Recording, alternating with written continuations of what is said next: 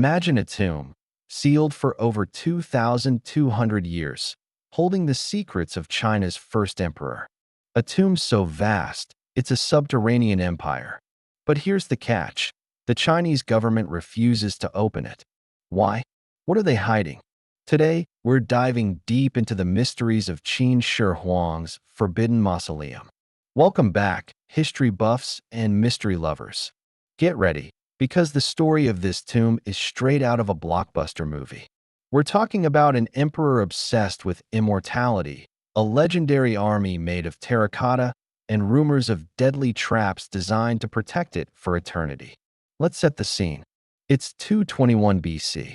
A man named Zheng has just conquered all warring states, unifying China for the first time. He proclaims himself Qin Shi Huang, the first emperor. He was a visionary, standardizing currency, writing, and even the width of roads. But he was also a tyrant, known for his ruthlessness and a burning desire to live forever. This obsession with eternal life is the key to understanding his incredible tomb. Construction began shortly after he ascended the throne at just 13 years old. Think about that. Most teenagers are worried about school. He was planning his afterlife palace. Over 700,000 laborers, many of them convicts and artisans, toiled for nearly 4 decades to build this wonder. It wasn't just a burial chamber. It was a microcosm of his entire empire, designed for him to rule in the afterlife just as he did in life. Fast forward to 1974. A group of farmers in Xi'an are digging a well. They hit something hard. They pull it up, and it's a head. A terracotta head. They had accidentally stumbled upon one of the greatest archaeological discoveries of the 20th century, the Terracotta Army. Thousands of life-size soldiers, each with unique facial features, standing in battle formation, ready to defend their emperor. There are archers, infantry, chariots, and generals. It was a breathtaking find, but it was only the tip of the iceberg. The soldiers were just the outer guard.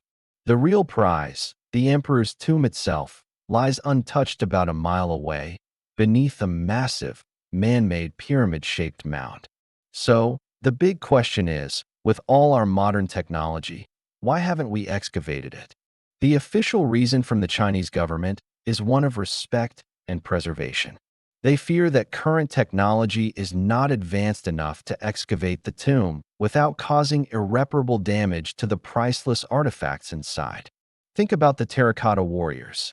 When they were first unearthed, they were covered in vibrant, colored lacquer. But within minutes of being exposed to the air, the lacquer flaked off, leaving them the dull, gray color we see today. Imagine that happening to priceless silks, ancient texts, or painted treasures inside the central tomb. They want to wait until they can guarantee a perfect preservation, which could be decades or even centuries from now. That's the official story. But then there are the legends, the dark warnings passed down through centuries. The most famous account comes from the ancient historian Sima Qian, writing about 100 years after the emperor's death. He described a tomb filled with rare utensils and wonderful objects.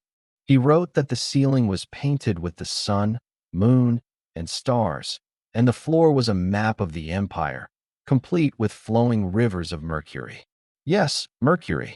Sima Qian claimed that 100 rivers of liquid mercury were created to simulate China's waterways, like the Yangtze and Yellow rivers, and were set to flow mechanically.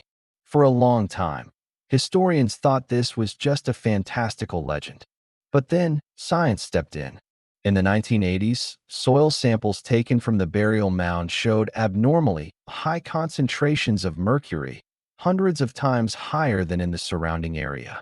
The pattern of the mercury deposits even seems to trace the outline of rivers on a map of the region.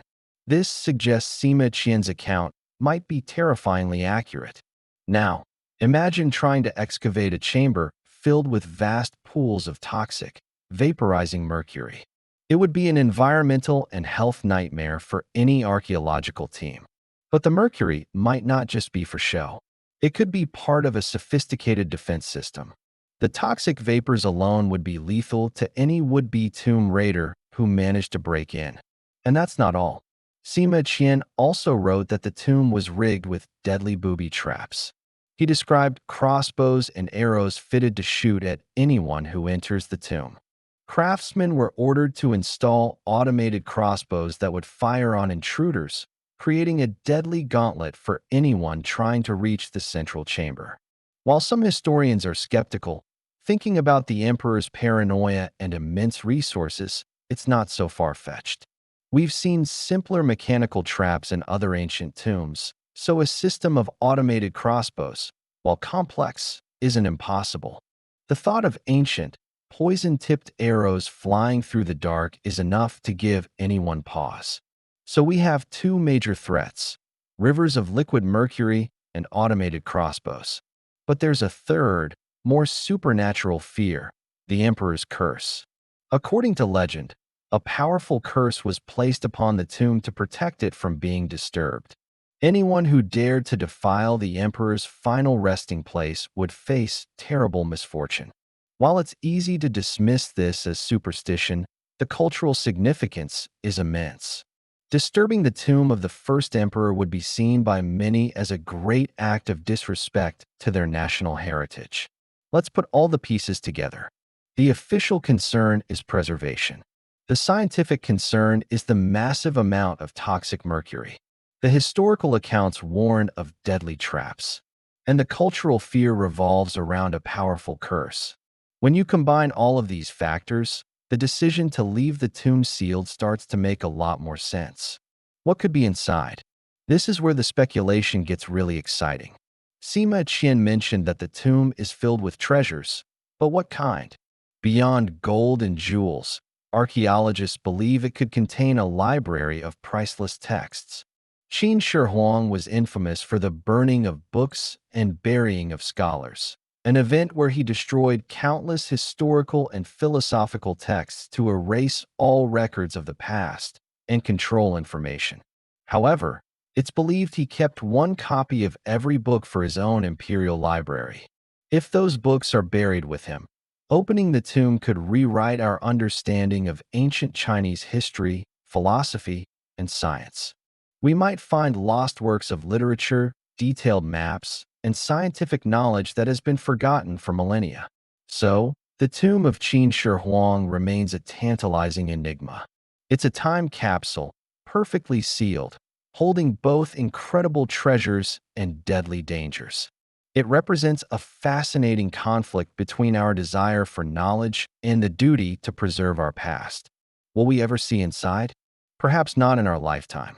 But the mystery itself is what makes it so captivating. The Forbidden Tomb continues to guard its secrets, just as the first emperor intended. What do you think? Should they risk it and open the tomb, or should it remain sealed forever? Let me know your thoughts in the comments below. Thanks for joining us on this journey into one of history's greatest mysteries. If you enjoyed this, don't forget to hit that like button, subscribe, and ring the bell so you never miss an adventure into the unknown. Until next time, stay curious.